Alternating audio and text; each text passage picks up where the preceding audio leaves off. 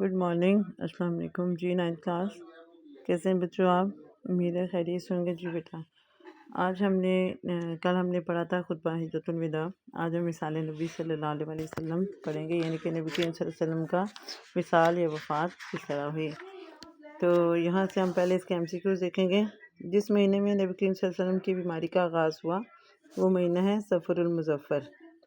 نبی کریم صلی اللہ علیہ وسلم کی آخری وصیت کا تعلق ہے عورتوں، غلاموں اور نماز سے۔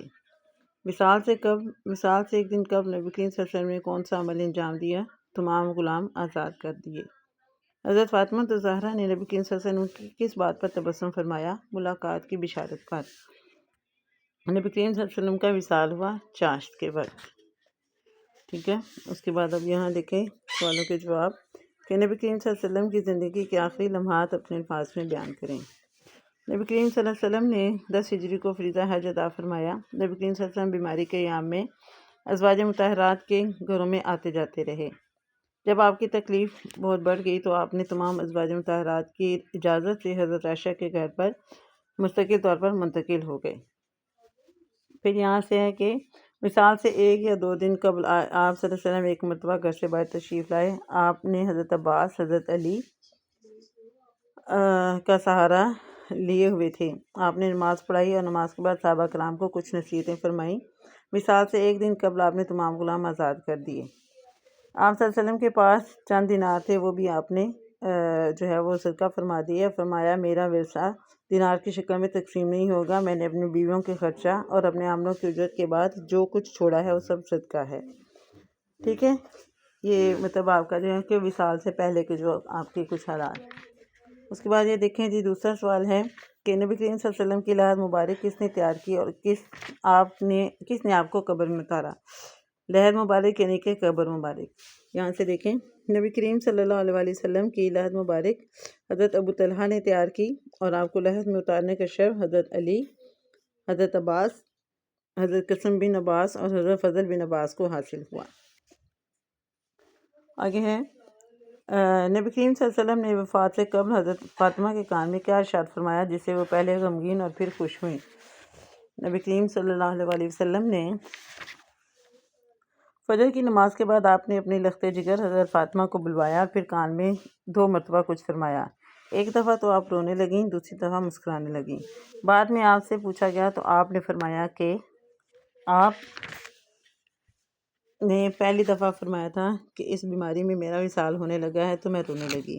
پھر آپ صلی اللہ علیہ وسلم نے فرمایا مت روئیں، میرے اہل بیت میں تم ہی سب سے پہلے مجھ سے ملو گی۔ اس پر میں مسکرانے لگی۔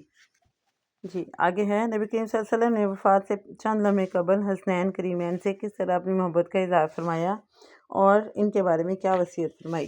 نبی کریم صلی اللہ علیہ وسلم نے وفات سے چند لمحے قبل سیدنا حسن اور سیدنا حسین کو بلا کر چوما اور ان کے ساتھ حسن سلوک کی وصیت فرمائی۔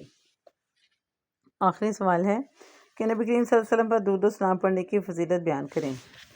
نبی کریم صلی اللہ علیہ وسلم پر درود و سلام کی بہت فضیلت ہے۔ حدیث مبارک ہے قیامت کے دن لوگوں میں سب سے زیادہ میرے قریب وہ لوگ ہوں گے جو کثرت سے مجھ پر درود پڑھتے ہوں گے۔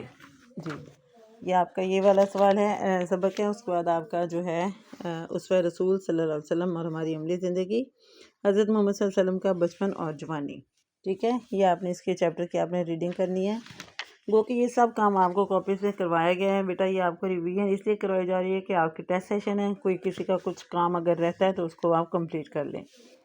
نبی کریم صلی اللہ علیہ وسلم کی تاریخ پیدائش ہے 22 اپریل 571 عیسوی۔ حضرت عبد المطلب کے انتقال کے وقت نبی کریم صلی اللہ علیہ وسلم کی عمر مبارک تھی 8 سال۔ نبی کریم کے بچپن میں عرب میں قحط پڑا تو نبی کریم نے کیا کیا؟ دعا کے دوران آسمان کی طرف انگلی اٹھائی۔